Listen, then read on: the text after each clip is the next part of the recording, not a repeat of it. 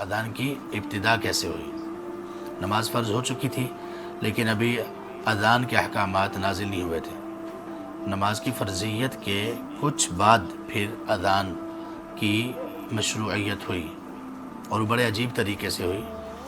اذان خواب میں دکھائی گئی۔ قال کہتے ہیں لما اصبحنا، جب ہم نے صبح کی، اتینا رسول اللہ صلی اللہ علیہ وسلم، ہم اللہ کے رسول صلی اللہ علیہ وسلم کے پاس آئے، فاخبرته بالرؤیا، تو میں نے آپ صلی اللہ علیہ وسلم کو خواب کے بارے میں خبر دی۔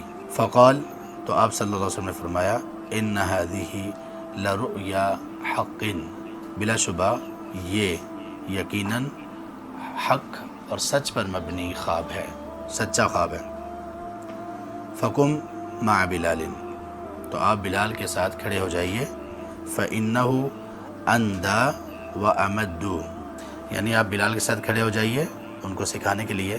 فإنه أندى وأمد صوتا منك، یقیناً وہ آپ سے بلند اور لمبی آواز والے ہیں۔ فألق عليه ما قیل لك، اور آپ ان کو بتائیے جو آپ کو کہا گیا۔ القی کا اصل معنی ہوتا ہے ڈالنا۔ القی علیہ، آپ اس پر ڈالیے، مطلب یہ کہ اس کو نریٹ کیجئے، بیان کیجئے جو آپ سے کہا گیا، یعنی خواب میں۔ وَلْيُنَادِ بِذَلِكَ، اور بلال وہ اذان دیں، وہ پکاریں اس کے ساتھ۔ ینادی منادی کرنا، اعلان کرنا، تو وَلْيُنَادِ بِذَلِكَ، اور ان کو منادی کرنی چاہیے اس کے ساتھ۔ یہ نبی صلی اللہ علیہ وسلم نے کہا، کن سے؟ عبداللہ بن زید سے، جنہوں نے خواب دیکھا۔ جی، صحیح بخاری میں یہ واقعہ کچھ تفصیل سے ہے۔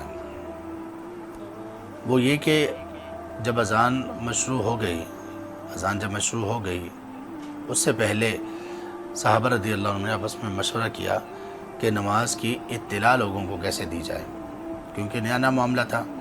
وقت اگرچہ بتا دیا گیا تھا کہ کب وقت کس نماز کا شروع ہوتا ہے اور کب ختم ہوتا ہے، لیکن چونکہ لوگ ابھی بالکل نئے، نماز ہی ابھی نئی فرض ہوئی ہے، تو کچھ ٹائم لگنا تھا سمجھنے میں، تو اب یہ ضروری تھا کہ لوگوں کو نماز کے بارے میں آگاہ کیا جاتا ہے۔ تو اس پر مشورہ ہوا، تو صحابہ رضی اللہ عنہ نے مختلف مشورے دیے۔ ان میں سے ایک مشورہ یہ تھا کہ ناقوس بجایا جائے۔ ناقوس کا مطلب کوئی سائرن ٹائپ، کوئی ہارن، جیسے کہ نصارہ اس طرح کی کوئی آواز نکالتے ہیں، کوئی آگاہ کرتے ہیں، اس طرح کی چیز سے اپنی نماز کے لیے۔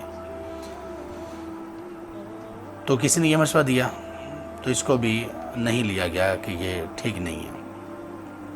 ناقوس کہتے ہیں اصل میں اس ہارن کو جو کہ گائے وغیرہ کے سینگ میں پھونک کے ذریعے سے مارا جاتا ہے، اس ٹائپ کی چیز کو ناقوس کہا جاتا ہے۔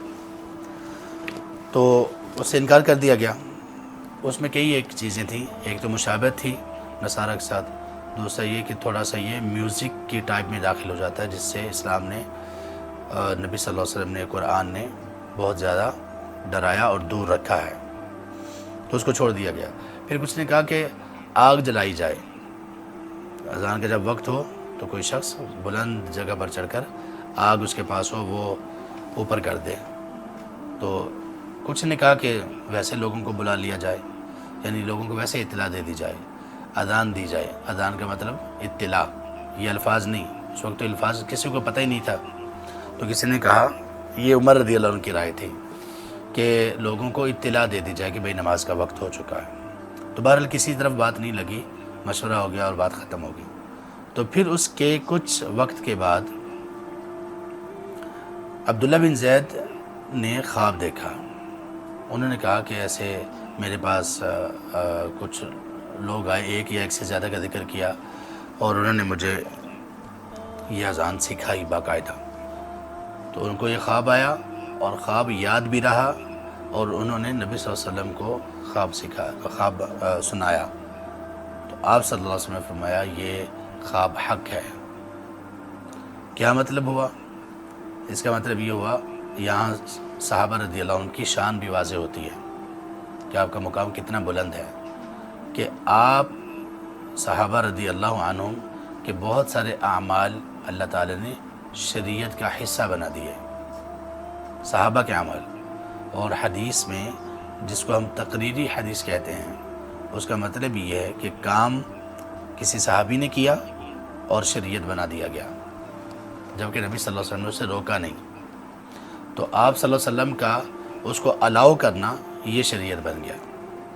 تو اگرچہ یہ اللہ کی طرف سے وحی کے ساتھ، اللہ کے اذن کے ساتھ ہی ہوا، لیکن پھر بھی اللہ تعالیٰ نے یہ تقدیر میں لکھا، یہ چاہا کہ صحابہ رضی اللہ عنہ کو عزت اور شرف بخشا جائے، تو ان کے ذریعے سے ایک کام کروایا اور نبی صلی اللہ علیہ وسلم سے کو یہ کہا کہ اس کام کو الاؤ کر دیجئے، شریعت کا حصہ بنا دیجئے. اذان بھی ان میں سے ایک ہے. تو ان کو پوری کی پوری اذان سکھائی گئی خواب میں، اور انہوں نے نبی صلی اللہ علیہ وسلم کو آ کر بتایا. آپ صلی اللہ علیہ وسلم نے پھر ان سے کہا کہ آپ جائیے بلال رضی اللہ عنہ کے پاس، ان کو یہ اذان سکھا دیجئے، اس لیے کہ ان کی آواز بلند ہے اور ان کی آواز دور تک پہنچنے والی ہے.